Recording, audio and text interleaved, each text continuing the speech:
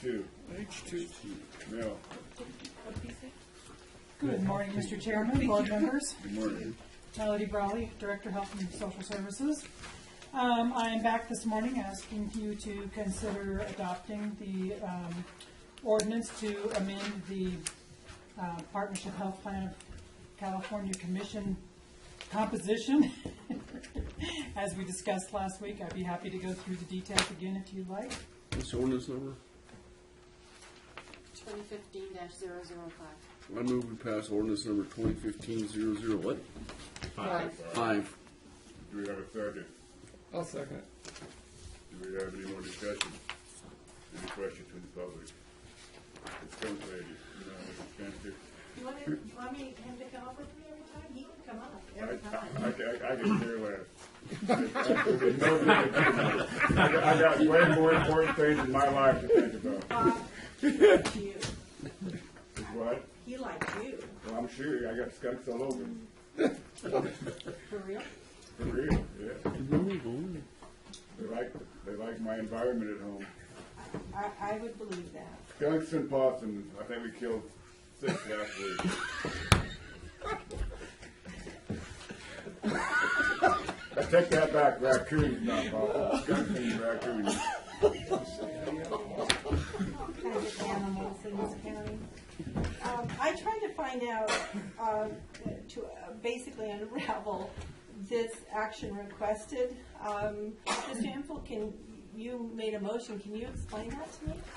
Yeah, it was explained to us last week in your absence that we have one commissioner on this commission because of our population and the people that we have that we serve. So that's basically what we're doing here. Thank you. Okay. Are you happy? No. It's Tuesday. And the commission changed, last year the commission changed their bylaws to increase the ranges that determine how many members you get on the commission. We're never going to exceed the 25,000 enrollees. What the most intelligent person in the room? I'm not. I just happen to know The chairman, of because course. this is my job. I'm sorry? The chairman, of course. You're the most intelligent person in the room? Is there a motion? I have a motion In my on mind. Mr. Chairman, I have a motion on the floor. Okay, we have a motion and a second. Second. Any more questions from the public or staff? Seeing none, all in favor say aye. Aye. Hold the vote if you please. Ordinance. Thank you. That is correct. It is an ordinance. We have to take a roll call vote. Madam Clerk. Supervisor Chapman. Vote aye. Supervisor Albach. Aye. Supervisor Hamhill. Aye. Supervisor Hammond. Aye. Supervisor Pyle. All right. Motion passes. Thank you. Even though we passed this ordinance, it's still not in conformance with their bylaws because county council said you can have 25,000 being the end and the start number, so it's 25,000 is one, 25,000 and one is the next. So I appreciate council's being on top of it. Okay, we're going to move to H3 grant.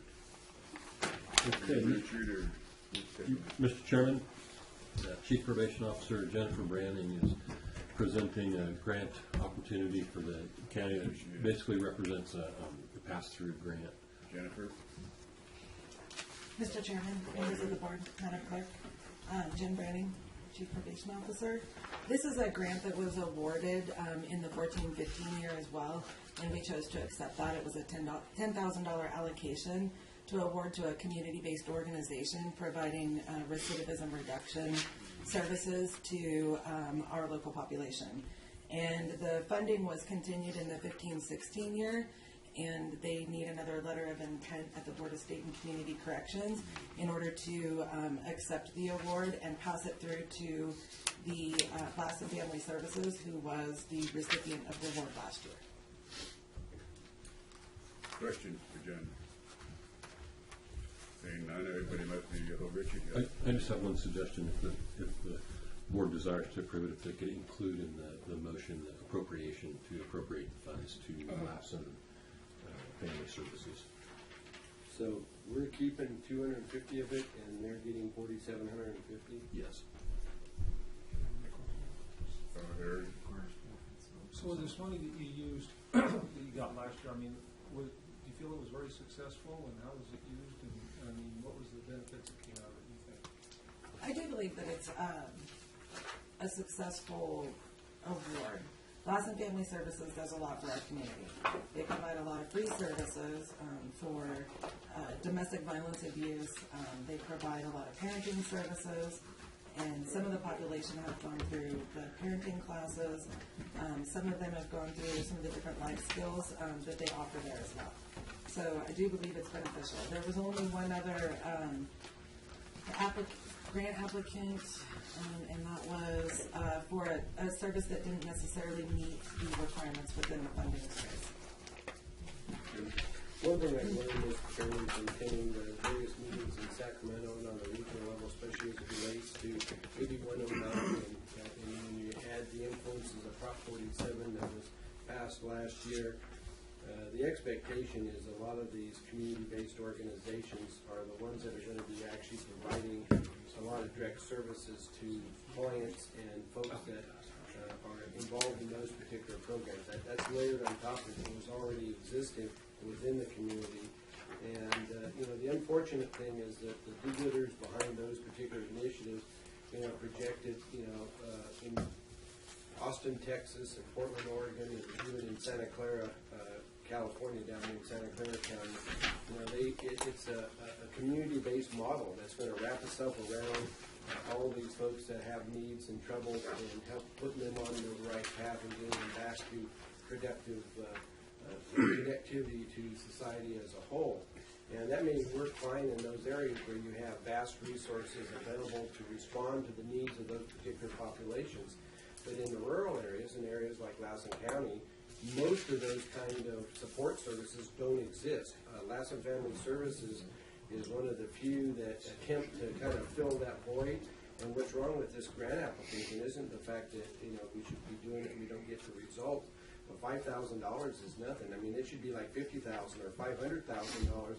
Then Lassen Family Services could really probably have major impacts, in terms of addressing the needs that are created by pieces of legislation like AB 109 or Prop 47, and there's others too. So I think the record should show that it's an attempt to try to help out in that area, and I appreciate the fact that Lassen Family Services is willing to step to the plate regardless of what the dollar amounts that are involved. So anything we can do to help them out, I think, is worthwhile, and that's along the lines of the little program. So Thank you, Jim. And Lassen Family Services will provide a report on how many people were served under the grant allocation I do believe that's due by May of 2016. They raised more money with their dancing thing down in Bethel a few weeks ago than they will from this grant. Unfortunately, legislatively, what was set out for small and rural counties in the 14-15 fiscal year was $10,000, and in the 15-16 fiscal year was $5,000. Any more questions from the public? How's your Apple Watch? Mrs. Penfield? Go ahead, It's Mrs. different. Penfield. Yesterday we tried to find out what the line item, specific line item account was, and Mr. Egan said it wasn't determined. This particular account, 100-0011, includes your paychecks in that fund. My paycheck? Your paychecks Goody. in that fund. We are interested in how you're going to pay for it in that fund. This is like a big bouncing ball thing. And so we want account numbers, which Mr. Egan was unwilling, or didn't know what account number, what line item it was going to be bounced around in. Richard, did you want to read? Sure. The recommended action is to run this grant through the referenced fund and budget unit.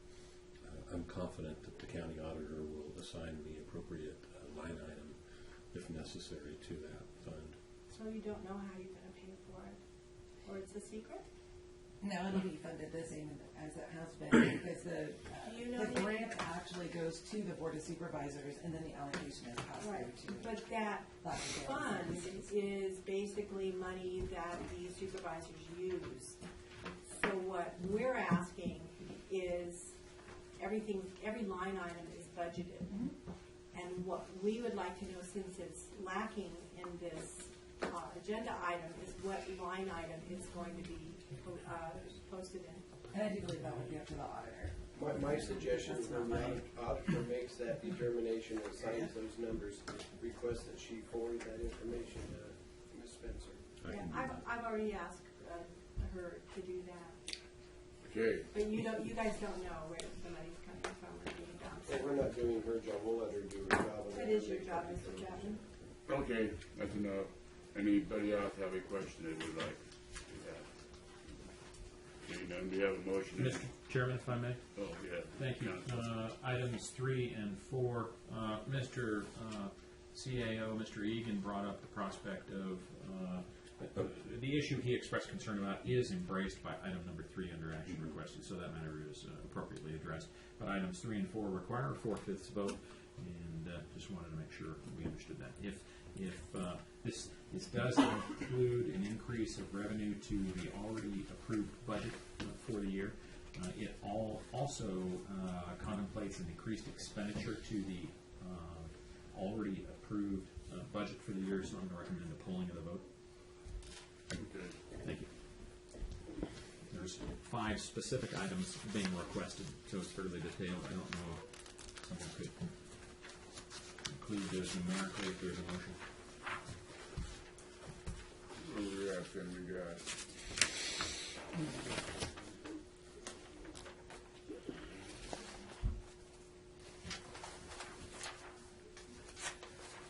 We have a motion on this. I would move, Mr. Chairman, that we do the award of the grant funds to Lassen Family Services. Secondly, that we award the fund in the amount of $4,750, which is to come out of the board budget account to Lassen Family Services. That we increase the revenue to the board account 100-0011 in the amount of $5,000, which would be revenue from the state. And then increase the expenditures to the board budget unit 100-0011 in the amount of $4,750, so it could be paid to Lassen Family Services, and authorize the chairman of the board to sign the letter of intent for the current allocation, and authorize the CAO to sign letters of intent for future allocations of this grant. Thank you, Mr. Supervisor. Sounds good, thank you. Is there a second? I'll second that. Motion is second. Any more discussion at this time? Madam Clerk, would you call the board? Supervisor Chapman? Aye. Supervisor Opal? Aye. Supervisor Hempel? Aye. Supervisor Hammond? Aye. Supervisor Pyle? All right. Thank you, Jennifer. Thank you. Okay, that takes care of 3. We'll move on to 4. Mr. Chairman, 2 items. Last week I mentioned that we would be attempting to put together a MODOC Lassen flood control meeting on December 10th.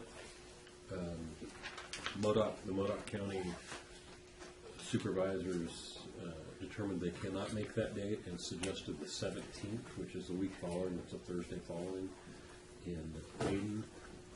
Unless there's a reason not to, I would like to schedule that meeting. I think that will actually allow for Supervisor Alba to be back in the area, which may be better, but I wanted to check schedules and see if that was appropriate.